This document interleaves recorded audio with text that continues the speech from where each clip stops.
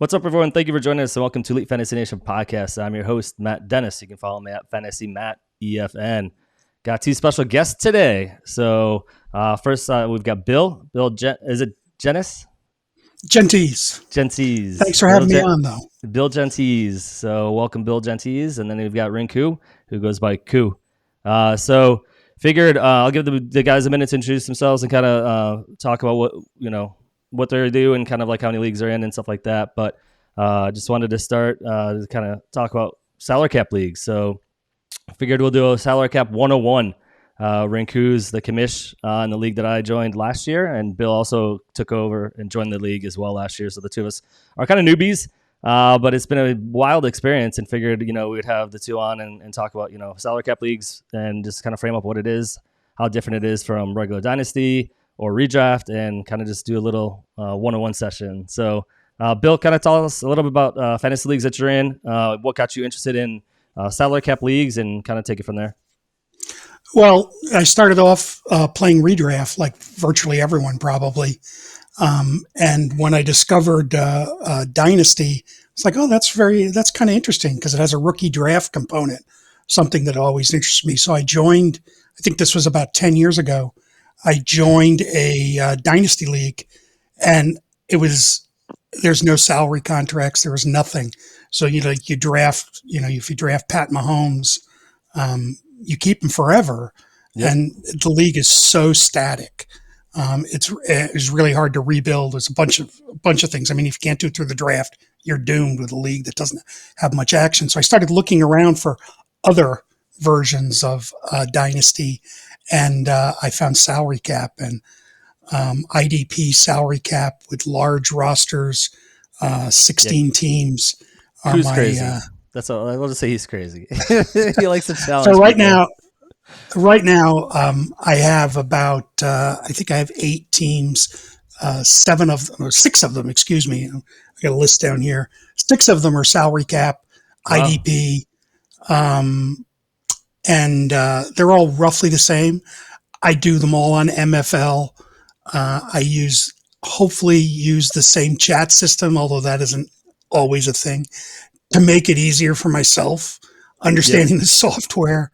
And I also, like you guys in the TSL league that I joined last year, I'm in another league. We call it the Tough Leagues, but we have 2 versions, same rule set. So we have the 16 guys that were in the first one.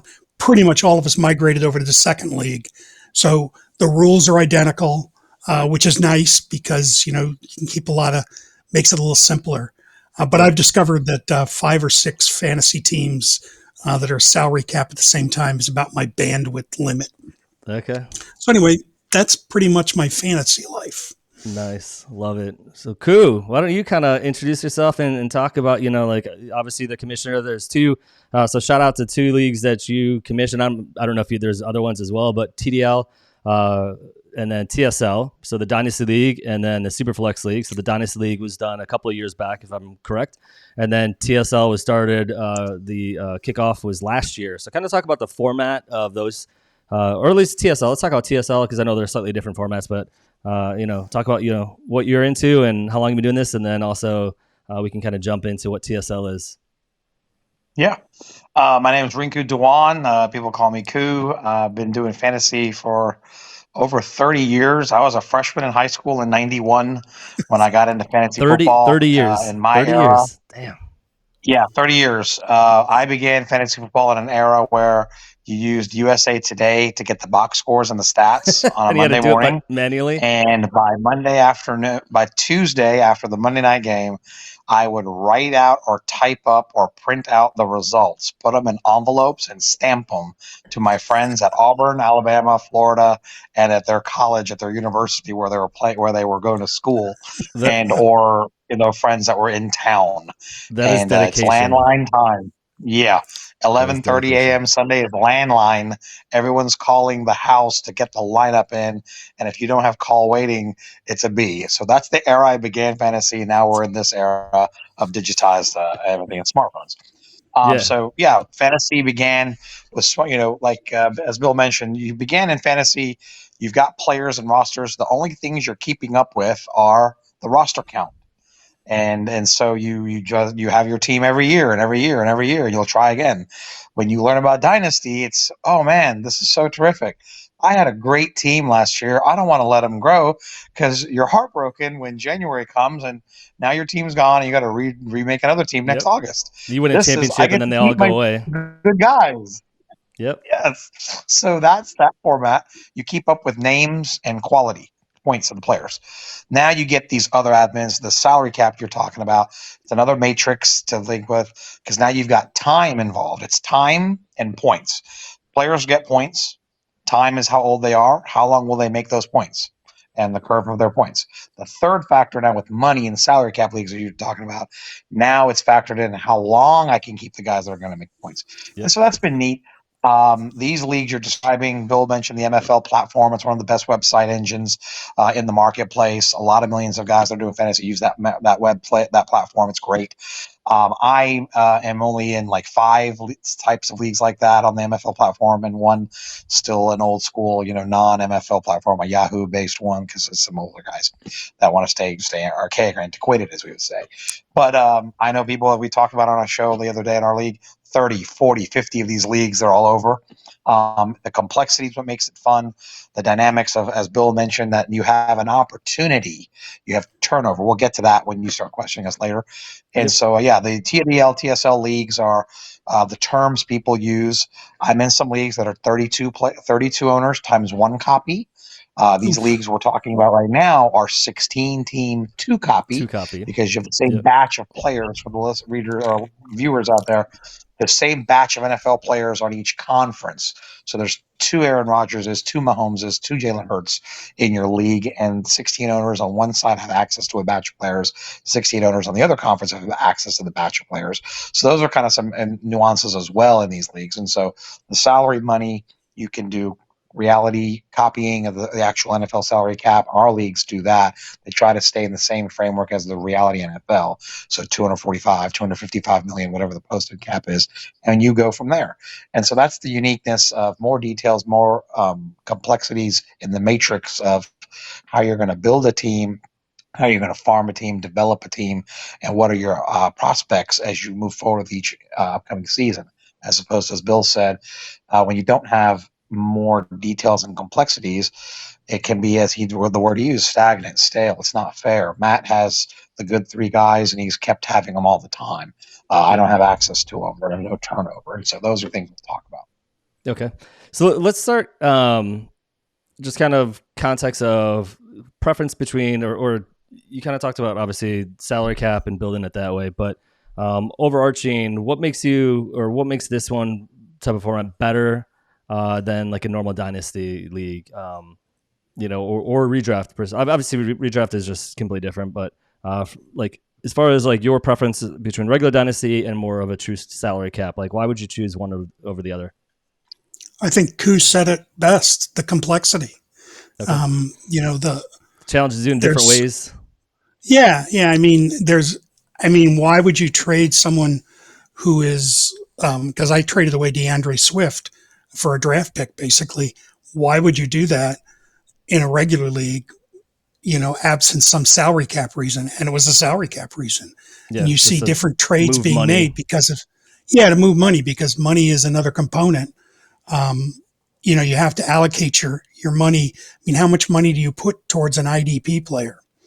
Do you put 40% of your budget to an IDP player, and then you sort of work that down? I mean, that's a layer of complexity that is nowhere else in Dynasty football. 100%. Yeah, correct. Yeah, I mean, for me, go ahead. I'm sorry. Oh, go ahead. Yeah. No, yeah. I mean, as you said, we're all guys. You got 88 million guys in America that are doing fantasy. We're all have an ego. You all want to know, what you can do, what you're right at, what you're wrong at. Like life budgeting, in reality life, and like playing Madden for 25 whatever years, there's a huge generation of Madden players that did franchise mode. We all want to rob Peter to pay Paul in our budget, and we all want to know whether we were right with which decision and see and test. So as Bill said, I'm going to rob Peter to pay Paul, and I'm going to cut this out of my budget, and I'm going to augment this. Others are going to augment this one and cut this. You're either a Friday night moviegoer with the family and you spend $100 on sodas and popcorns, and that's your time together, but you don't go on this trip. I'm not a moviegoer. I'm going to try this.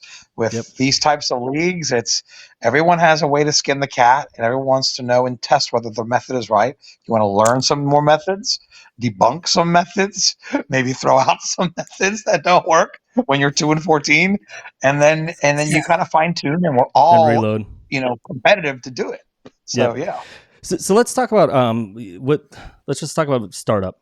Like start from the very beginning. Somebody is is interested in salary cap, and I'll show my team here in a second. We can kind of break down, but before we even get to really looking at the profile of a team, specifically like mine, and then I can show as far as the rest of the league and how it all looks out and breaks out. But let's talk about startup. So I would say it's kind of a lot, not a lot, but majority of people have probably done at some point an auction startup, right? So and jump in if you guys feel differently. So for anybody that hasn't done a salary cap, it basically starts up like a normal auction. The difference is that in an auction league, once the league draft is done, those dollar amounts dissipate and it doesn't mean anything. But here, what you're auctioning is actually the true salary that you're then going to carry on year after year after year. And like Crew said, basically you have to stay in your budget. So you don't want to go, Pat Mahomes, you don't want to go 100 million, 150 million, and you've got 250 million on the budget. You've got to fill the whole entire roster. So there's a requirement to how many players you must have. So you obviously don't want to go crazy over salary. So kind of talk about startup. I'll go through you, Ku, first, and kind of talk about like how the startup works.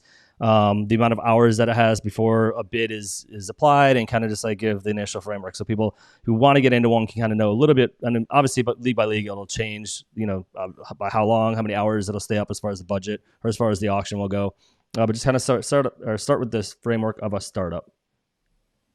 Yeah, well, as you described, well said, the normal auction that people are used to on ESPN or Yahoo or whatever platform you're using, in the middle of your auction, once that's done, like you said, the dollars are gone. In September, in a normal auction league or money league people are used to, I can't call you and say, hey, Matt, I'll offer you Mahomes for Smith and Johnson. You hit me with the line, but Ku, I spent $93 on that guy. You're offering me two guys that you spent $21 on. That's not commensurate. Those numbers and those conversations never happen in September in a league like that because the dollars don't mean anything anymore. That's gone. It's now just the quality of the name, Mahomes, Smith, and Johnson. When you start up these leagues with auction bids, the first thing you're going to know, just like a regular dynasty or a regular drafting league, you mentioned a redraft. The cone-shaped phenomena of talent in a redraft. In a normal basic fantasy league, everyone gets a first rounder, an A-plus player. Everyone gets a second rounder, an A player. Everyone has a third rounder, a B-plus player. So the basic tenet of fantasy, it's a pyramid of talent decreasing as the rounds go up. And most people should have similar types of rosters of players because you get one each of the quality tier. Unless they trade away, obviously, or trade up or trade down. Trade away, of course. Correct. If you haven't touched anything, we're just talking about non. You're just going straight. Now you got to apply the dollars to the points and understand. So now the pyramid I talked about in a startup auction league, obviously all the sexy names, the young names, the point producing names will go first. Everyone will have an X $1 million player or an X $1,000 player and so forth. But you have the option to have that or not, just as you would build your auction team in August with your league. You want a silo is the term. So you want a bunch of Bs that are, a little bit below the maximum expenditure and a bunch of those. We have the all-star term that's used in fantasy over the world where you have 3 uber A-plus, level type stuff. So it's the maximal spend. In these startups, you'll see the budgeting. You're going to have an accounting of what you're building, but it's going to carry over. So now the money carries over with age, depreciation, values of a car. Actuaries and accountants are real good in fantasy. Your friends that are working at banks, they're real good at fantasy because they learn about depreciation curves and they look at the age of players and the points and then they look at the salaries. So you're going to have to use your notes and understand what's coming up in the forecast of next year and the next year when you place bids and structure your team. So that becomes a factor to work into as you start up in a startup league, whether it's age or veterans or win now or win later, the terms that are applied to fantasy. So, Bill, what was your surprising thing during the startup? Was there anything that kind of caught you off guard? I mean, you're in a couple of other salary cap leagues, so I'm sure you had a little bit better of understanding. This is my first one, so I'll kind of talk about after we're done, or after you're done answering your question. I'll talk about some of the surprises and pivots that I did. Even talk about like maybe pivots that you did during the draft that you weren't having to expect to do. So, Well, it's interesting. I always look at the league rules for a while, try to figure out what the scoring is like. I try to I'll take the I put in a bucket the 1 through 8 players, 16-team league especially. So to me that's an elite player. Kind of average out what they scored last year with the points format that they're in. So if I know that Pat Mahomes, he scored 550 points, and the 8th best quarterback scored this amount of points. So I look at little tiers there, but I also try to evaluate what the 8 through the 16 are, and then at 16 there should be a line. If say one quarterback starts, although in our league it's 2 quarterbacks, but one quarterback starts. So I try to budget if that quarterback is generating say X amount of points, and it's X amount of points over the 60. So I've kind of gone down a tangent here. But what I look at here is I try to evaluate how many points come out of a particular positional bucket. Yep. And then I take that position and I allocate, say it's the salary cap, I think it was 242 last year. So if 10% of the scoring comes from my quarterbacks, 10% of my budget should go to my quarterbacks, in theory. Unfortunately, there are premium positions where you pay a little bit over that. So where I try to get my value from is in the IDP side, which I believe that people don't understand as well. Yes, and you're hitting on something. Keep going, Bill, but you're hitting on something that was actually the theory that I carried in during the startup draft as well that I wanted to talk about. Well, I did discover in the TSL that there are a bunch of sharps in there too. Well, I think of myself as a sharp, but there are other people just as clever, if not cleverer than me. And completely understanding their player valuation. So I did not come off as superior as I thought I was. And that's the ego I think that Koo was talking about. Well, it's the YouTube era, right, Bill? It's the YouTube era. In scouting and reality football, we say, I grew up in Mobile, Alabama, and there's Senior Bowl of my life. In this 25 years and 20 years of YouTube and video and social, there are no stones left unturned. There is no hidden gem in the rock under a field in Arkansas or Bumpkin, Mississippi or Nebraska anymore, because everyone's exposed and everyone's knows. So gone are the days of you show up at your fantasy draft and you know about Roger Wilkinson. Right. You think you're the guy who knows Roger Wilkinson, this corn-fed guy that no one knows about, who's about to be the 300-point linebacker for a team that no one knows. And then it turns out 9 guys in your league are bidding on Wilkinson. How did you guys know about Wilkinson? Yeah. No, very true. Everyone knows Wilkinson, and so you've got this jot name, and it's circled with asterisks, and he's your deep backup plan because you're like, nah, if I don't get these other linebackers, I can always rely on Wilkinson. And then you slap your forehead, 9 guys are bidding on Wilkinson, the budget goes out the window, and you're like, what the hell is plan C? Yeah, you're right. It's the era we're in. Yeah, that's very true. And that's very true. You can only do that though. You can do that Wilkerson thing in a rookie draft if you know about Wilkerson and you can get him. But then, do you take him in the 3rd round when he's like a 4th round talent and, do you overreach? Even then, sometimes you'll get smoked by a guy taking Wilkinson. You're like, how did he know to take him there? What the heck? Yeah. So, I know. It's the information age, and that's tough. So you're right about that. But what you were describing was creating value-based drafting, as a lot of fantasy people read about and know, and wins above replacement, WAR, WAR. And so what Bill is describing is he's applying VBD and WAR to his budget. And so essentially what he's mixing with the money component is he's creating tiers, creating values, looking at his analytics of the position, applying his budget to that. And again, in a theory perfect world, you stay within the budgets that you've allocated. But as Bill described, competition, real Oh, time it never market goes as changes. planned. It never goes as planned. Let's just be That's honest, right. Q. I And mean, now I'm his sure Matt's going plans. to talk about that when we talk about an auction. And you were Yep. asking about pivots. What did Bill see? In our league, in any league, it's going to happen just like in an August league and your ESPN or fantasy and in a less complex league. There's going to be that moment after the first 20, 30, 50, whatever names. You're looking around your friends at the sofa and you realize Melvin Gordon or Roger Johnson is the last good A- player at a position remaining. And now the three of you or four of you that are left that have bucks are going to bid on that guy. At the end of the auction in September 3rd, when you look back and you're like, how did this guy go for this amount, which is not commensurate with the beginning of the auction dollars because of that phenomenon that happened? And so in our leagues, there's always a pivot. There's always a thing that happens. Prices driving up, swooping in. There's still an eBay component to it. I know our younger viewers and younger people in fantasy won't remember that, but the older veterans of us know the eBay thing is the swooping in of bids It's a late thing. in the It's a clock thing. and Yep. resetting. It's a thing. And so that phenomena also plays, and that's what makes it cool and unique of how you have to pivot. Like Ross said on Friends, you have to pivot and be able to pivot, how fast you can pivot.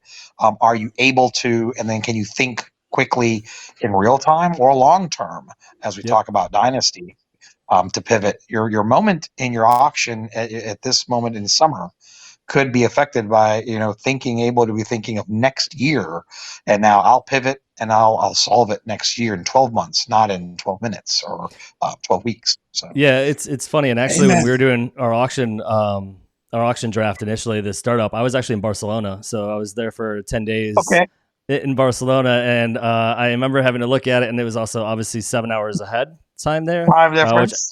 actually benefited because a couple of times I'd put in a bid knowing that it was nighttime here, and I would have a little bit of time during the day to burn basically 7 hours because I was still awake, or was just waking up as everybody else is sleeping, whatever the case may be. But I think the biggest surprise for me, and I'm actually going to switch to show my team. I think the biggest surprise for me in doing this startup, and I got to give a shout out to Jeff. Jeff is a huge ally for me. I never done a salary cap before, so Jeff's in a couple of leagues with you, I believe, Koo. And Yep.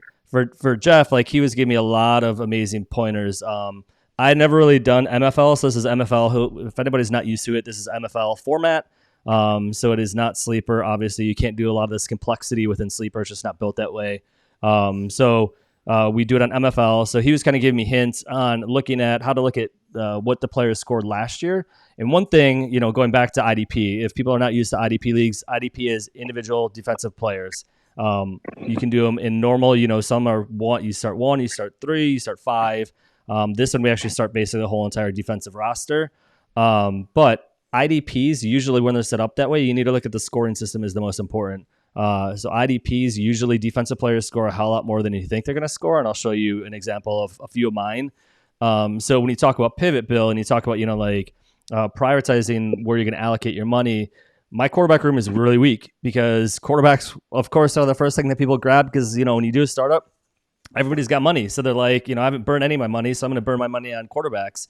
And I noticed that they're going really quick, and the dollars are just getting crazy very, very fast. If you look at Kenny Pickett, I got basically for $22 million. He's a backup quarterback now, and I'm burning $22 million. So that's one of the biggest mistakes that I made. But I was relying on him at the time. He was a starter. $22 million was cheap when other quarterbacks were 30, 35, 40, whatever that is. Even you look at Tua. Tua is 29. This is after he got injured. So last year people didn't know if he was going to play the whole year, if he was going to get knocked out again, have another concussion. So Tua still went lower than what he probably should have gone in a normal year, even from this year. But even if you look at the points, for example, Tua scored 400 points. The points that you see is actually 2023, the full season points. So if you look at Tua did 406, you scroll down, I'm going to show you the defensive players, and you can kind of see like how crazy some of the scoring is. You've got defensive tackles that do really well. You got defensive line. Actually, they get sacks. You've got cornerbacks, and then safeties actually score a lot more points than what I was expecting. So you've got a couple of safeties. All three of the safeties that I have that I had on the team last year all scored over 200 points, which could be equivalent to what a wide receiver or a running back could do sometimes. So yeah, I think the biggest thing, like when I started to know that quarterbacks are going so high so quickly, I immediately, as Bill said, I pulled up defense and I started bidding on defensive players because nobody who's quarterbacks and wide receivers was pretty much what everybody's putting their dollars to and all their attention to at the very beginning. And because when you do a salary or an auction kind of start in salary, you have so many different players. One time I think, what was it? We had 50 players that could be up for bid, or how many players? Like each manager could put 2 or 3 players up for auction, and so Correct. 2 or 3 times 16 is 48 players. So you got to scroll down and see who's actually on the auction block, who's already been bid on, who do you want to overbid. The clock was set for 14 hours, if I'm right, Koo. Correct. So it's a 14-hour clock. So basically you could go 13 hours and 55 minutes, and then all of a sudden somebody swoops in and does eBay where they're like, all right, I'm going to drop another 200,000 on top of this guy and see if I can take him away from Koo because I feel like he's, undervalued at the price that he's going for. So anything that you guys want to kind of jump in on kind of just like the startup. And I think by having an actual full roster up here, you can kind of see people online will be able to see like how extensive this is. Again, the dollar amount that you're seeing is what I basically bid on in order to get those players. And at the very bottom, I'm just going to scroll it down at the bottom. You will see, as Koo and Bill both said, you're going to see this total salary cap, which is at 255 million, 0.4. You've got what I spent, which is 253 million and change. And then I've got left is the 2,383,658 basically. You can kind of see that. Yeah, you want to jump in and talk in either of you about kind of context behind any of that? Well, I see, when I was talking about people who are sharp, especially in this league, I see one of your linebackers is from Atlanta.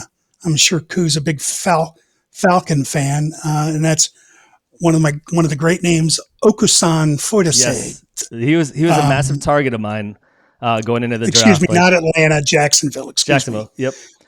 He was one of my main targets going into the draft just because he's like one of the top defensive players. Exactly. Yet you paid $14 million for him, right. Which is, I would say, is pretty high, if that not the highest for a linebacker, maybe in the top 5. So you were bidding against people who knew, so to speak. But yeah, I think you actually have a pretty good defense there, to tell you the truth. The other thing I would observe is I was looking at your quarterback room. One of the coolest things is you get those rookie contracts, those 4-year rookie contracts. So you have J.J. McCarthy for 4 years at like $5 million. Yeah, you took him in the top 8 or 9 picks. I know I took Bo Nix at 9, so presumably you took him above 9. Yep, but I was the 5th pick. There you go. But you have a cheap quarterback, and just like in the NFL, when you're on the quarterback's rookie contract, that's when you can spend money on other parts of your team. So, that having J.J. McCarthy is a wonderful thing. Kenny Pickett, not so much, but I carried Aaron Rodgers' salary last year of $18.9 million for the entire season. Kenny Pickett with his highly productive 4-play season. Kenny Pickett definitely don't call hurt it a mistake, Matt. Those things happen. So I definitely would rewind it. You didn't make a mistake, Pickett. It happens every year. You don't know who, what, where is going to keep what job. That's just fantasy, so don't worry about that. Yeah, who's going to retire? Yeah, what Bill's describing is exactly right. With the budget component in Dynasty football, you have all these matrices at play. And so one of them is to analyze and understand your league. You both mentioned it very correctly. Read your rules, read your scoring, know your league. That's anywhere in fantasy, all 88 million guys in America that are doing any fantasy league. In these complex, heavy competition leagues, dive for into sure the rules. You need to read your rules, read your settings, analyze the numbers. Because now with the budget in play, what it basically comes down to is we talked about robbing Peter to pay Paul. And what you don't know is where will you spend dollars to create your marginal advantage? So the point that you're making greatly right now is just terrific. You're talking about quarterbacks and linebackers. It's looking at the numbers you mentioned. Is in my league, to be elite at quarterback is going to cost me $40 million out of $240 million. That's 1/6 of my budget. It's going to cost me 16% of my budget to be an A+ winner at quarterback position. over my competitors on a weekly basis. Now, as Bill mentioned, let's go to a linebacker. It's going to cost me $14 million to get one of be the top elite linebackers at a linebacker position over my peers and my competitors. 40 million over 240 million is 1/6, 16%. 14 million over 240 million is 5%. So now there's an analysis right there is, where do I want to rob Peter to pay Paul? Now, the catch and the trickiness, you don't want to be an F- at the place that you rob the money and be an A+. And how do you balance? And Right. now some things you do. Being nitpicky and being things on points per week, where will I get my advantages over my competitors? And so you analyze and go. And so when you're doing the real-time budget of an auction, as you talked, and guys are coming off the board, even auction techniques that are still from your August League and ESPN or Yahoo still apply, but they're a little more complex. The rolling clock, you often have to manage the board. One of the deep dive ones that you do, and it's the deep secret that I love, and I'll throw this nugget out for newer people that are watching. Do is it. if you're playing, if you're bidding on a player at a position, you're bidding on Justin Jefferson and Jamar Chase, they're on your auction board. Sometimes what you do on purpose, you bid on a guy to invert their order on the board. You want Jefferson popping first, and then 5 hours or some hours later, Chase popping. Because you want one off the board than the other. Number one. Number two, if I'm in a battle with Matt and Bill to bid on a guy, I'm not going to bid when they're both on the board, because then I risk retaliation. If I bid on Jefferson now, Bill's mad that I stole him. He's going to jack me on Chase. Now the money goes up. If I wait for the guy to go off the board, Bill can't retaliate because I got the guy. I won. If I'm trying to I would win never both Chase and retaliate. Jefferson, so then you have to wait for the guy to pop off the board. So those are things that play when you do an auction league and you're moving the money, you're trying to balance the board. And the third one, as you described, Matt, I love it. You got to play World Series of Poker. Everybody in this generation knows about poker and binions. You got to use the big stack if you have it, and you got to price check people. You got to bid. Aisle 5, price check needed. You're in the grocery store. Yeah, You this can't dude's let your got to steal. competitors go off the board with Bill's something stealing cheap. this guy. There's no way in hell he should get it for that amount. Right. And you're like, screw it. It wasn't part of my plan, but I'm gonna drop money to make sure Bill pays more money for him.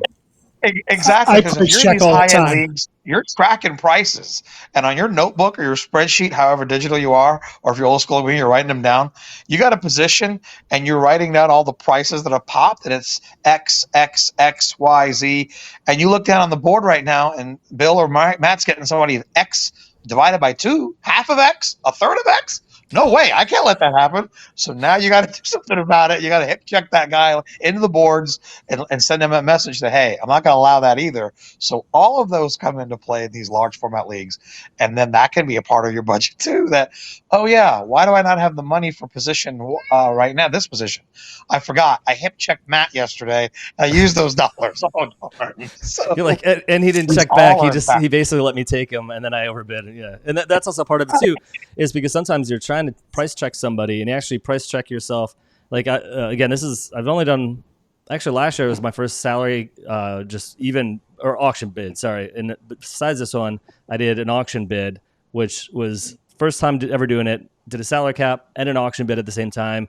Different parts of the season, or off season, I should say. But one thing that you also notice too is sometimes you're trying to price check somebody, and then you go over too much, and you keep bidding and bidding and bidding just to like make sure that they get closer to market or what they should be, and then you realize that like you've now overbid, so now you actually have that player on your bid and your clock and your dollar and your salary, and then you kind of screw yourself because you're trying to play the game of making sure Koo knows what's up, and then guess what? You now hurt your own team because you're trying to price Koo up as high as you can get him, and then all of a sudden you got it too high, and now it becomes yours, and then you've wasted that money. And Koo's like, "Oh, thank God, because I didn't want to pay that much money for him anyways." So I specifically price check guys in my division. Oh yeah, I make them pay. I make them pay top value. Yes. Yeah. The first charity begins at home, Bill. Very well said. Yeah. The first people you price check are your division foes for sure, right? And then everyone else in your conference. What's the old funny joke in auction fantasy footballing we've known for 30 years or 20 years or 10 years you've been playing, right? You're on the couch with your friends or you're on the computer online. The one guy already bought a kicker in your league and you only need to have one kicker. He nominates a second one. Everybody like, shut up. He's going to burn a spot on a kicker, Or it's the similar thing, Hey, the guy with me, hey, everybody, quiet. He won the thing. Now they pull the rug out from under you, as you described. Yeah, those things apply in dynasty auctions as well, and you have to plan that in the incidentals and some of the pivot dollars and have that allocated. So Let's also talk about too rebuilding. So when I was talking with Jeff, one of his things that he highlighted, the reasons why he loves the salary cap more than dynasty is it's easy to rebuild. It's quicker to rebuild, right? If you know how to do it and you know how to do it right. So can you kind of talk about the complexity, because everything, the max contracts that you're allowed to have is 4 years, right? Is that correct? But I mean, you can sign them. You can generally most leagues, yes. So I think that's also something to highlight as well, which we have not discussed actually at all, is that there's a limit. It's not dynasty where you literally can carry this person until you either quit the league's done, person retires, whatever you want to fill in the blanks. But you could have him the whole entire career. Like JJ McCarthy, for example, I just drafted him in the fifth pick. Theoretically, in a dynasty league, I could have him until he retires 10, 15 years later, if that's how long he lasts in the NFL. Here, we have a 4-year max. So after 4 years, he goes back into the free agent pile and pool. The money of that contract comes off, and then you get a rebid for that same player. So let's kind of talk about like rebuilding, and then after that, I really want to pivot and talk about the offseason and some kind of differences. Well, we'll talk about, actually, I take that back. We'll talk about rebuilding. Let's talk about what's the difference in the taxi squad here versus dynasty. And then I'd really like to talk about the offseason and different kind of events that happen in the offseason that makes this different as well than dynasty. So, Koo or Bill, I mean, both of you, why don't we go Bill? I don't know if you've had to do a rebuild, if you want to speak to rebuilding yet. Well, all my rebuilds have not been, all my rebuilds are failed, so I'm not 100% sure that I'm a good rebuild they're all expert good. They're all attempts. There are no fails, Bill. Any attempt is a good attempt. No fails. I got one team that's in constant rebuild. And it's actually that fantasy team that I was talking about, actually, that is not salary cap. It's so stagnant that I can't even trade my players away. And boring league. It takes a long time to draft your way out of trouble. Yep.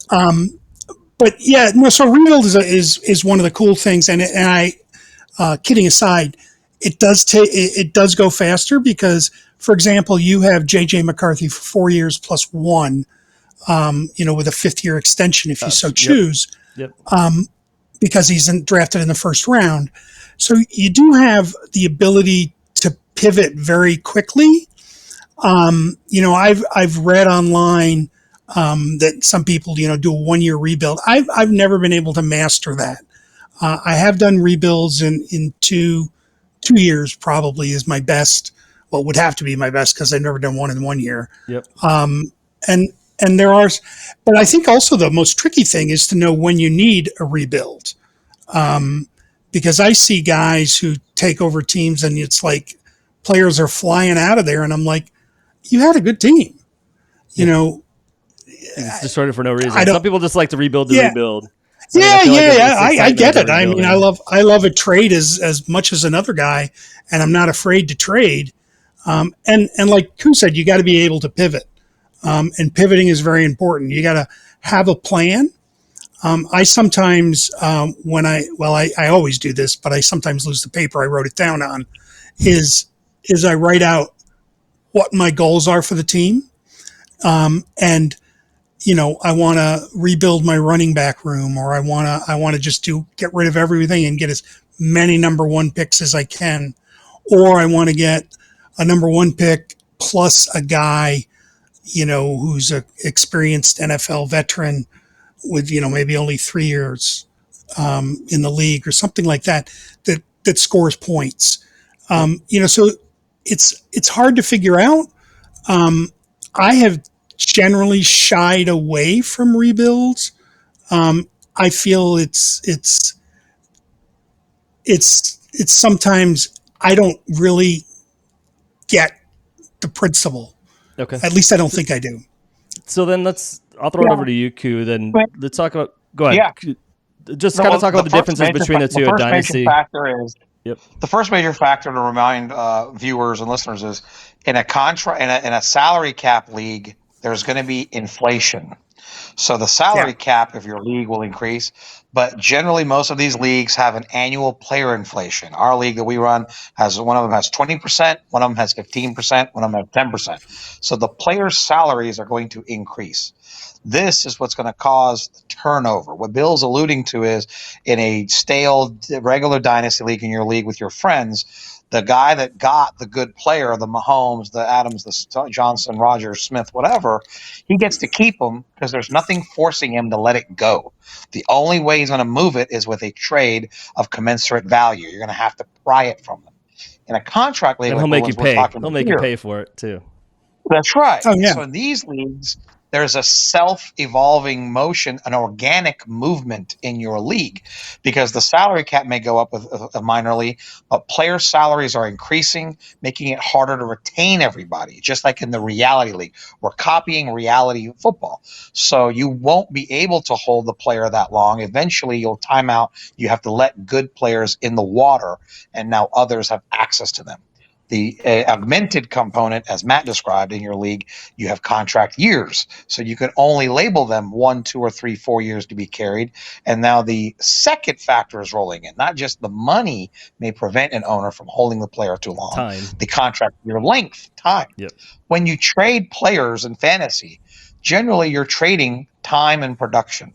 You talking about rebuild now. If I have a team that's win now, so to speak, in the general terms of fantasy football, probably it's got older players, established players that are scoring 300 points each. I'm just giving a number. Mm-hmm. So I'm built to win now. My compromise is I can't win for 5, 7 years. They're older. They're going to curve downward and decrease out. The trade partner of yours that has draft picks for young people or young players, he may not be able to win now because they're only scoring 120, 180, 200. They're progressively improving themselves to become stars. They don't have production yet that's going to win per se or be the winner, but they have age and time on their side. So rebuilding is, as Bill described, you mix. Do I want to go for a rebuild? Okay, I will trade winning now and high production or draft picking and youth, so I have time to grow them and see what the tree will yield. In contract money leagues, you can trade money and time. Probably the old phrase that's used in our leagues like this. It's, Bill and I are going to make a trade, and it involves 4 players. I call Matt, and I say, Matt, what would you rather have, man? Would you rather have Matthew Stafford and Devontae Adams for 2 years? Or would you rather have J.J. McCarthy and Adunza for 6 years? So what Matt's really trying to weigh for me, he's going to answer me by that and say, Koo, I get what you're getting at. You got an 80% chance to win your league with Stafford and Adams because they're established, they're scoring high points, they're elite-ish. But they're going to time out on you. You're only going to have 2 chances to run it back, so to speak, and have those odds. Whereas Koo, if you take the trade with Bill, take this other method or path, you got 6 years of chances, but the chances aren't strong, Koo. You're only at a 50. I would only rate you a 50-50 shot. So in fantasy, you kind of weighing these things with time and dollars and how you feel you fall on the trajectory in the matrix of where the intersecting lines are of your odds, your production, and your ability to get wins essentially in your league. Yes. And that's why finance majors and economic bankers, stockbrokers, and all that excel in this type of format are not to be welcome in your league. No. And for everybody who's watching, for everybody who's watching, as you said, all plans go to lay if sometimes you swing for the fence and you hit, and everyone's looking at you in consternation. I planned everything on my spreadsheet so well. How is this guy using a cocktail napkin and he swung for the fence and he's doing better than me? Yeah, exactly. Yeah. So for everybody who's watching on YouTube, I kind of zoomed out a little bit. You can't see as well the player names, but just wanted to show the full depth of how big these rosters are. So I think currently I've got 53 players on my team. And what's the max? Remind me, Koo, what's the max that we can have amount of players? I think it's a 48 min and 55 or 56 max. Correct. Max. You're right there. You're close. Correct. Yeah. Yep. So again, going back to the 48 min. So if you spend way too much in your salary on 1 or 2 players, you still have you're going to get penalized for not filling out your 48 man roster. Like you have to have a full team, just like in the NFL. They can't have you don't have one team that has 59 or 49 players instead of 53. It's a 50 or 52 man roster. So Yeah, just kind of want to show the complexity of this. It's insane. I mean, the amount of startup, we've got kickers, you've got a place kicker, you've got a coach, which, in other leagues, you don't have coaches. You've got an offensive team that you can draft as well, or that you have to draft, I should say. You have QB, running back, The like you offensive normally line, have, yep. offensive line. So, you've got defensive tackle, you've got defensive ends, linebackers. What else is there? Safeties, obviously, and then offense, which I mentioned a second ago. So it's an insane format, super fun for anybody who's a degenerate. I mean, I feel like it's one of those formats where it challenges you in so many different ways. And don't forget to mention, Matt, as you talk, 2-quarterback league. A lot of these large format leagues are usually single quarterback. We talked about the copy size, either 32 times 1. Obviously, you can only be a single quarterback starting league. Most of these leagues are 2 conferences, 2 player copies in each conference, but generally only start 1. The uniqueness of the league you're describing that we're talking about, this TSL Superflex League, is a 2-quarterback format, augmenting the weight of the drafted quarterbacks in your rookie draft, so to speak. And so having to plot and plan that. And so that's the power of what you're describing as you talk about this. And the roster counts. This is the epitome of the highest level of difficulty that Matt's describing. A lot of these leagues may only have 20 or 22 master max or 18, 17. My 26-year-old 32 times 1 copy league, we have 11 we start. 5 That's offense, crazy. 5 defense, and a kicker. It's very simplistic.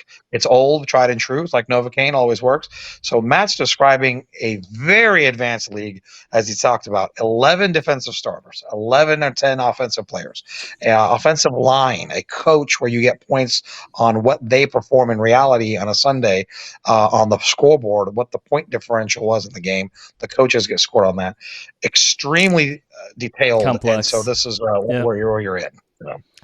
Yeah. So I just wanted to kind of zoom out and show everybody it is extremely complex. For being my first salary cap, after I joined and was talking to Jeff, I was like, I think I probably joined one of the most complex salary cap leagues that you possibly could join, and it was my first one. So, so it's been interesting. So, needless to say, let's talk about real quick Taxi Squad. Difference between Taxi Squad here and normal Dynasty leagues. You have a Taxi Squad. We know what that looks like. Basically, a lot of these, it's like 3 or 4 players. You can only, or 3 or 4 positions, I should say, or people you can put in their players. And a lot of times it maxes out to 2 to 3 years in most Dynasty leagues. Young players, correct. Yeah, younger players have to be rookies or first year in the league, or rookie, I should say. So, Ku, let's talk about the difference between Taxi Squad here versus a Taxi Squad in a normal Dynasty League, and what's the difference? Normally, these large format leagues have gone to a system where, since we're pretending like we're the reality league, it's cultivating players. Bill was talking about it. How do you know about Wilkinson? That name that you've been scouting, you've been researching, a guy you liked from the process, the evaluation process. He makes it to the league, but you have an eye on him. He hasn't arrived yet. So these leagues created Taxi Squad, Red Shirt, whatever you want to term it. And one of my leagues called Red Shirt, where you can demote players from the active roster to a section on your roster where they're kind of protected and safe. They don't count against your roster count. That's what's important. And generally, they don't count against your salary cap, or they have a very diminished value on the cap. A lot of the leagues you're in right now, Matt, the one you're describing, 90% is tax deferred, so salary deferment. Only 10% of the player's salary is affected on your active cap. So it helps you stash. The other wrinkles in most leagues is they're probably protected and safe. The 2 wrinkles we have in these advanced leagues, and in your league you're mentioning, so number 1 is they can be taken or stolen, just like in the reality NFL. So if you have a player in your taxi squad, somebody else can place a bid with draft pick compensation and get the player to them. Number 2, a secondary deep dive wrinkle is a salary ramification. There's a maximum salary amount allowed on the player to be demoted to the taxi squad, because generally these leagues allow right. These leagues allow Taxi Squad, these young developing players, to be released free of charge generally. They'll have a message board or a thread or a place where you release a young 1 or 2 or year player, and they can be released at no salary cap implication.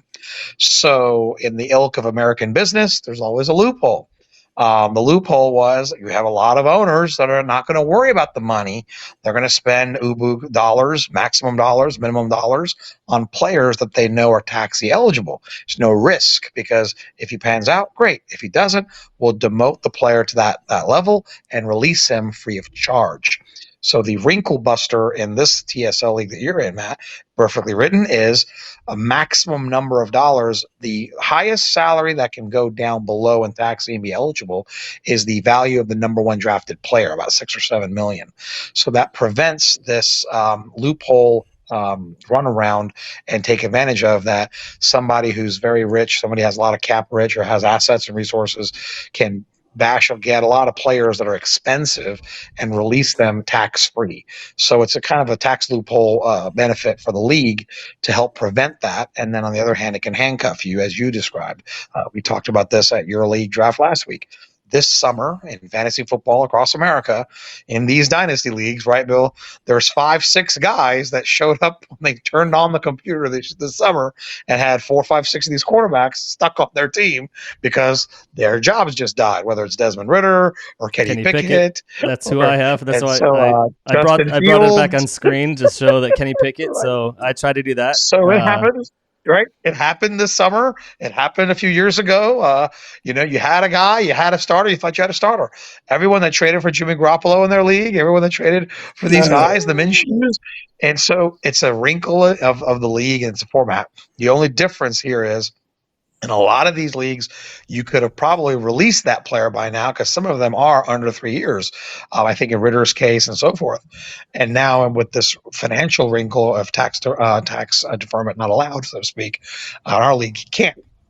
You're holding it. So that's kind of how taxi works. It's a way to develop project players, as Bill was talking about, that diamond in the rough to see where they go. But you have to be cautious. When people are allowed to take them or to acquire them with draft pick compensation, you have to be wearied. Who do you want to put down there? Do you want to risk losing them? And then the double cross extra wrinkle would be obviously you're fishing for a trade. You demote a taxi player on purpose because you do want to trade him for draft pick compensation and initiates a trade for you. So those are neat vessels. Yeah, and I think you kind of hit on it. So Kenny Pickett, that's why I scrolled back up. So I try to put him on the taxi squad. His current salary is $22 million. He obviously is within a 3-year range. Taxi squad for us is 1 to 3 years within the league. You're allowed to put somebody on the taxi squad. And take some of that money off of your salary cap. I try to take obviously $22 million for a backup quarterback who probably will never see the field, at least in Philadelphia or maybe ever again. Is a lot of money to basically have burning there. So I try to put him on taxi squad. The difference why it was not allowed, even though he's under the 3-year requirement as far as starting, he's 3 years within the league, was the $22 million. $22 million is obviously a lot more than the $5.5 million or $7 million, whatever the top player rookie is. So obviously 22 million is a lot more than that. So I was not allowed to put him on for that reason, but was able to put on, and I did this in order to free up cap space because I got a little too tight as far as how much money I had left. But I put on Stenson Bennett and Sky Moore, and that obviously you can look is about 4.5 or 4.7 million that I was able to take off my books and actually kept me over the cap. Currently, we'll see where it lands up with the rest of the rookies that I have to sign. But yeah, so kind of a much different wrinkle, and I think you kind of highlighted it perfectly too. Differences is they can be swiped, so we do not put anybody on the taxi squad, at least in this format, our current setup, unless you're willing to potentially lose that particular player because somebody else can come in and bid and take that player off your team. So much different than, again, going back to regular Dynasty where a taxi squad is basically just sits there and it means nothing and nobody can take that player. Usually you can't take the player off of somebody else's taxi squad unless that league for some reason has it set up that way. They usually don't. You're right. It's just and usually you don't. It's usually, I mean, you're talking Dynasty. A lot of them is pretty vanilla as far as the basic formats. There's not anything that's like outliers. So let's talk about real quick. We're about 53 minutes in. We'll kind of do another 10 minutes or so. But let's talk about the off season and how it's a little bit different. The off season, specifically in these leagues versus a normal off season. Obviously, in Dynasty and normal off season, the only thing there's a big lag time, a lot of trades happen, but then the only thing that really happens in an offseason in a traditional Dynasty League is a rookie draft. Everybody looks forward to that. They do the rookie draft, and then they wait until the new league season kicks off in September. So, Ku or Bill, if you want to talk about kind of the difference of some of the different steps that happen throughout this offseason, and what makes it different and more exciting, and probably a little bit more kind of like commitment versus a normal dynasty. Like you're constantly action and stuff going on in these off seasons. So if you want to talk about that a little bit. That's one of the nice things about Dynasty in general is there is a legit off season. I start my playoff. Well, once the playoffs are over in fantasy, which is during the regular season, obviously, I sort of switch into draft mode, and I also will generate like a spreadsheet of all the players who are on one contracts before the league starts over. Basically, I rip them out, copy them, and I have a list of all the free agents, and I will work through my 15 opponents. So, is he going to keep this guy? Is there going to be a tag or something like that? So I try to project out what is going to be available in free agency, which is the second component of the off season. And I get a handle on where there's positional weaknesses versus, how many quarterbacks are out there. And I know you alluded to Gardner Minshew a while ago. I must say I am the owner of Gardner Minshew in the AFC at $8.9 million. I know, but I needed a quarterback that may actually see the field because I was unsure if I could get Bo Nix even at 9 with all you guys drafting quarterbacks. You did a great job. Sidebarring you here, you did a great job with that. I was in conversation leading up to that selection. So Brian Waddle, Houston, AFC, TSL took Jaden Daniels at 1, and basically he was checking the board. He didn't have a blockbuster trade in for 2, 3, 4, 5.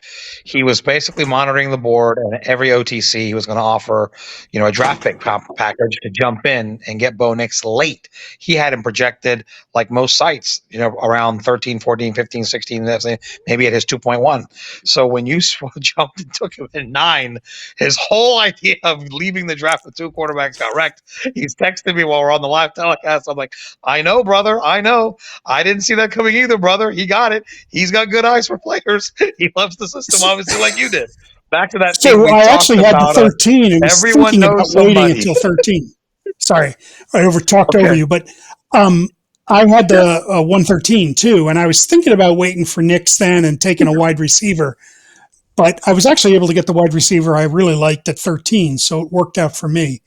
But I couldn't, in good conscience, go into the season with just Justin Herbert and Gardner. Same. I mean, right. Kind of a similar aspect when Kenny Pickett became traded and became a backup, I needed to do to go after free agents. So let's kind of high level before we drill down. We just lost Q. So guest 2 is now on here.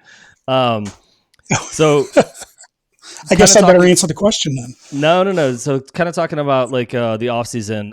So we have free agent signings, which, people don't necessarily know or talk about in other leagues. So what happens is, like we talked, there are contracts. Once the contracts are up, you basically you lose a player, right? And then that player becomes up for a free agent bid. So for example, was it Patrick Mahomes? I think was one of the free agents this year. Yeah, so which is you never see that in a Dynasty League because his contract ran up. I don't know why. I think the player only put him for 1 year, or maybe he didn't set the contract. He kept it at a 1 year contract. But anyways, Patrick Mahomes ended up on the free agent auction bid. So yeah. So the one thing that you can do is that you also have the ability to tag your players. You have the franchise tag, you have transition tags, you have exclusive rights free agent tags. So you can keep some of your players on expiring contracts. Yes. So like you have, looking at your team, Mike White is on a 1 year contract. He's actually a good value for you because if Tua gets hurt, Mike White's the starter there. That's why I went with him. Yeah, but the reality of it is say Tua breaks his leg and never plays again. You're going to have to make a decision at the end of the season with Mike White. Do you keep him? Right. And since he's only, he's got a 1 year contract, you can probably keep him for, on his exclusive rights free agent. So there are different ways of playing with the contracts. The problem is, from that perspective, is say you franchise the guy, you have to pay him top dollar, and it's usually an average of the top 5 or 6 salaries in like in a the. normal NFL, so similar way. Yeah, Like so I mean that's the beauty of it. Tops it out. I mean that's the beauty of salary cap is that you mirror the NFL. Yeah, you're basically being so you have to make a tough true decisions. GM. You're being a true GM Right. at the end of the day. Like you have to analyze, and you're also talking about how you went after in free agency Gardner Minshew. I went after Jacoby Brissett for the same reason. Like at the time, again going back to it, I only had Tua as a start, and we've got Koo back. Let me assign him back. Hold on, I got to bring you back in, man. I think the challenge of that adds to the off season. So literally, you are thinking about your fantasy team probably 11 months of the year. I mean, July doesn't have much going on for me. I mean, I do have one draft, I think, in July. But really, I'm thinking about my fantasy teams 11 to almost 12 months a year. Let's be honest, it's really 12 months a year. But let's talk about. Sorry, real quick. Let's highlight like the different stages that happen in the off season here. Like you've got free agent signing, but before that, like you have to do your tags, and let's just talk about like the different steps. And we don't have to like drill down to how we analyze it or at this point, but just more high level, like what are the different stages in the off season that's different here than in a normal dynasty? So as Bill said, probably when your fantasy playoffs end in winter before the turn of the calendar year, you're building your base for your league. So the first thing is probably going to happen. Your website, your league will roll over in January or February.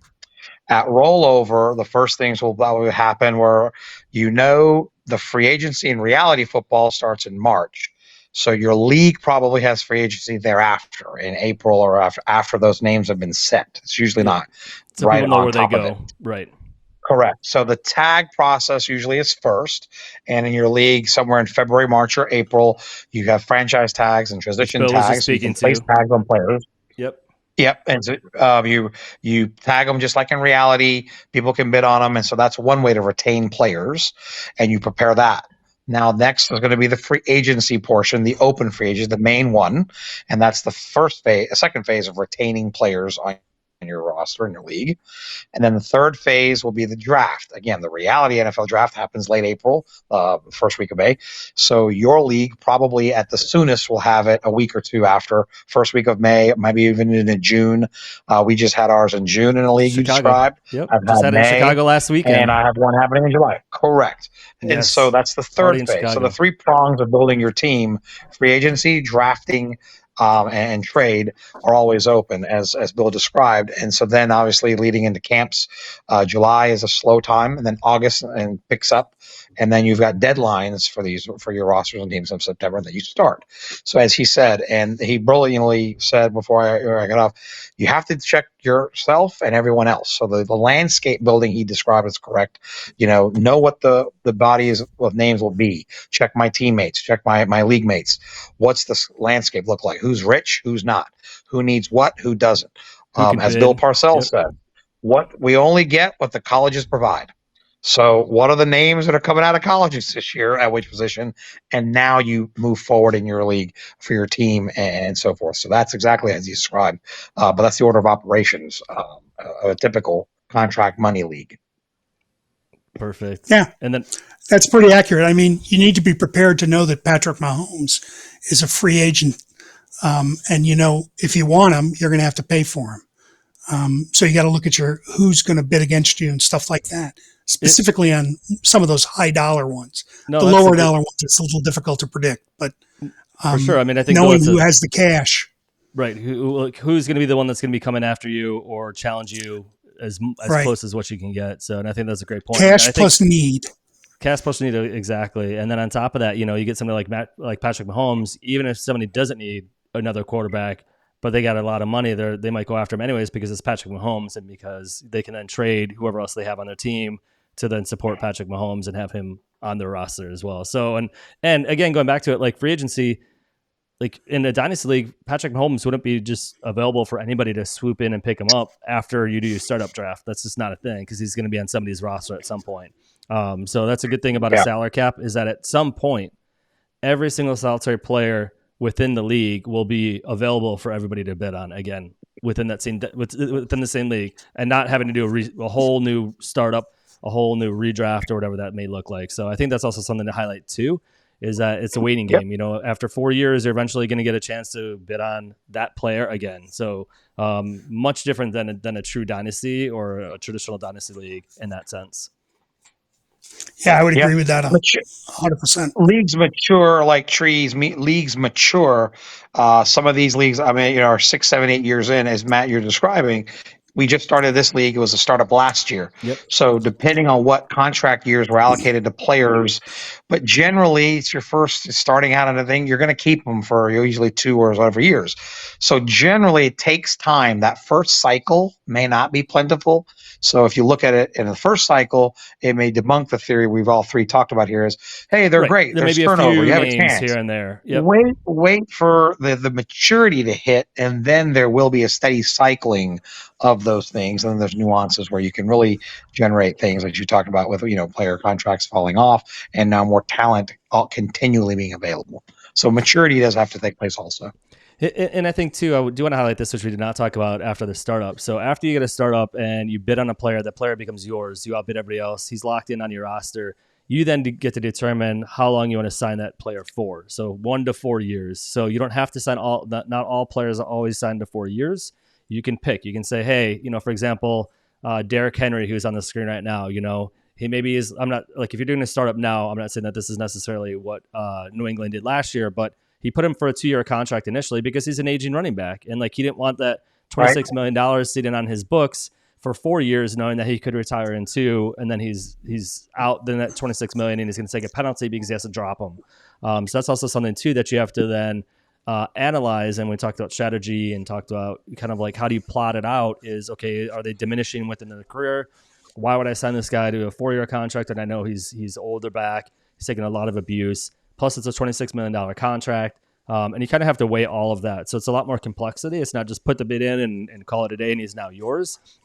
You have to then, even after you do get him, you have to then analyze, how long do I want to risk with this guy? Like, for example, I took Jacoby Brissett, during the free agent, signed him to 2 years. I initially was going to sign him to 1, but I was like, there's a chance, if anything happens with Drake May, maybe he's not ready, whatever the case may be.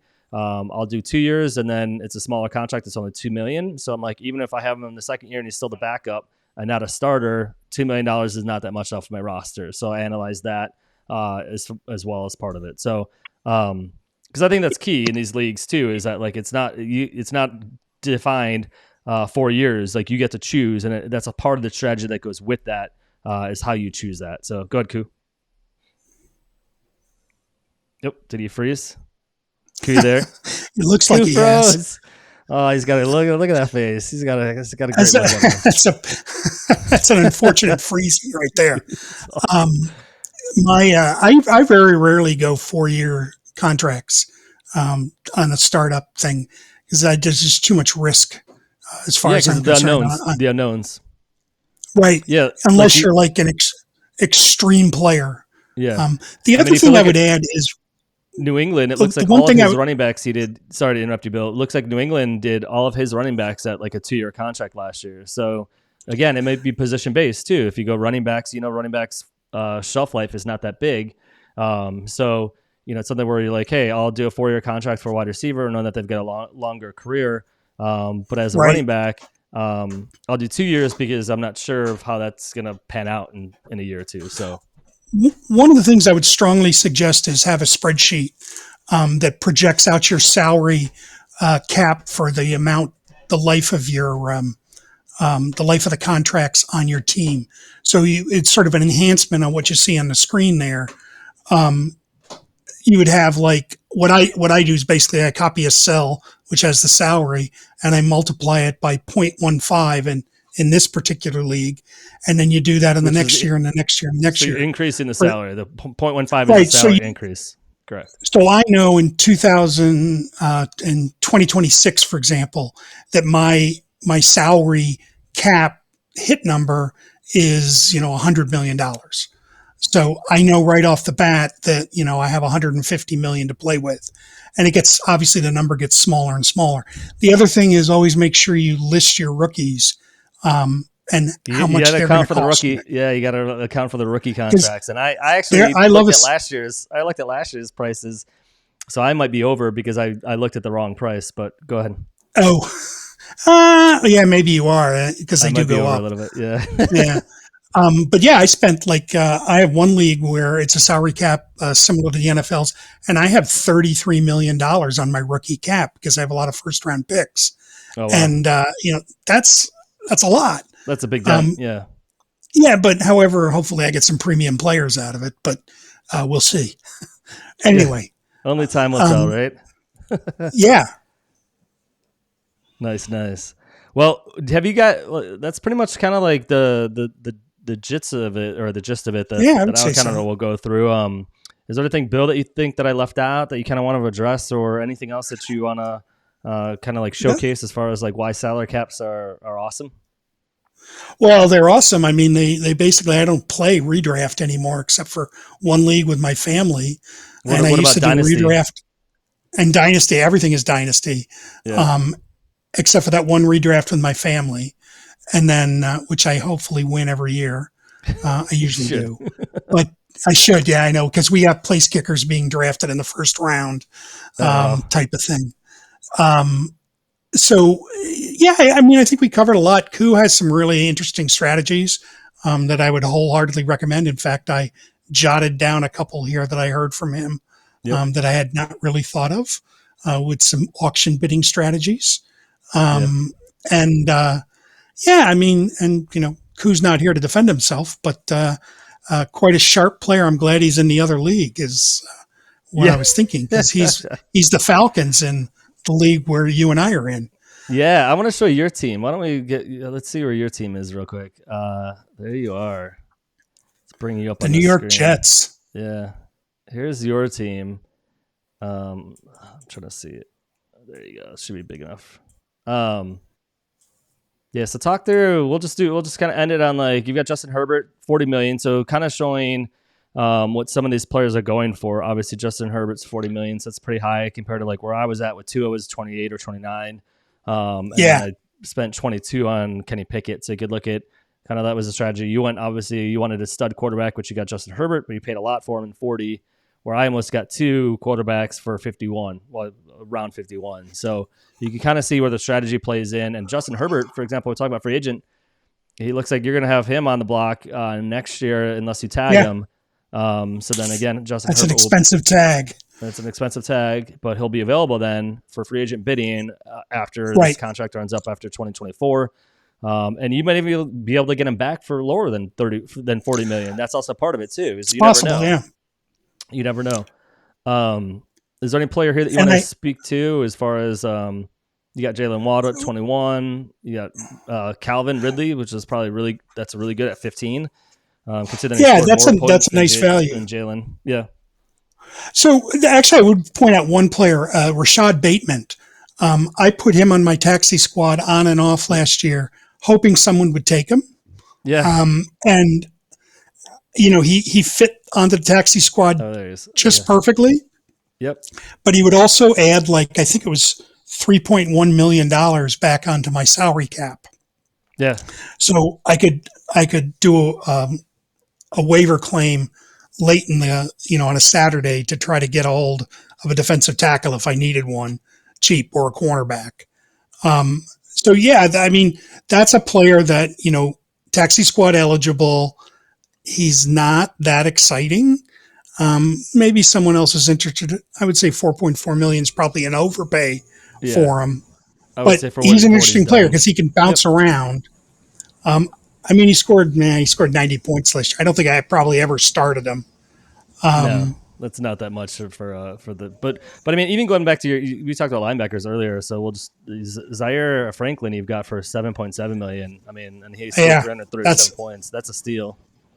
no, I'm actually very pleased with my linebacker core. Although Isaiah Simmons is a perpetual disappointment, but Yeah, you didn't pay that much for him. I love Tremaine Edwards. I love David Long. I love the Owasu Komora in Cleveland. And this is another thing I would add is when you do your budgets, figure out how many players start.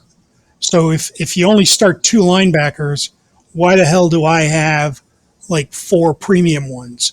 Because that's a Right. value I could take one of those linebackers, trade it to a needy linebacker for, say, a position of need for me would be tight end, Yep. if I'm not mistaken. Yeah, it's right there. And I mean, you've got yeah, Pat Fryermuth. Fryermuth. You've got Fryermuth. I mean, he's not bad, but he's not elite. But to your point, you've got all these linebackers here that scoring a lot of points, over 200 points. There's 5 of them, or 4 of them, sorry. Right, Yeah, right. and you can only start, I think, 3. So it's like, why do you need so many? So yeah, good Right. call. I might be hitting you up So- for to do a trade later on. Well, if you got a tight end for me, because I've got Travis I don't have a Kelce's tight end. backup, I don't have And- a tight end.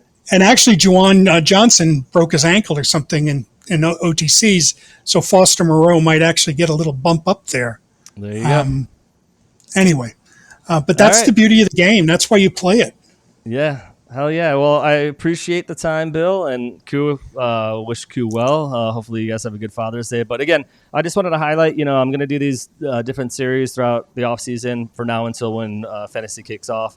I think it's a good way to kind of talk about different formats, different leagues, get people excited about kind of trying something different and new. And salary cap was way new for me. Lot of complexity behind it, as you can listen to just the conversations that we're having. But if you're definitely somebody who likes to challenge yourself, likes to try different things, and kind of push the boundaries, definitely I would definitely highly recommend a salary cap league. This is probably one of the most complex ones. There's simpler versions of it, so it's not all the same. But just want to kind of give you a little bit of peek behind the scenes. So Nothing like jumping in at the deep end. Oh, that's how I am. I don't like to dip my toe in. I just jump right in, tie a brick to my leg, and just jump in and see what can happen. Yeah, Bill. So if you got to say anything, or you want to say anything else before we sign off? No, thank you very much for inviting me, and I have liked and subscribed Yes. to your Appreciate that. podcast, as everyone who's watching this should as well.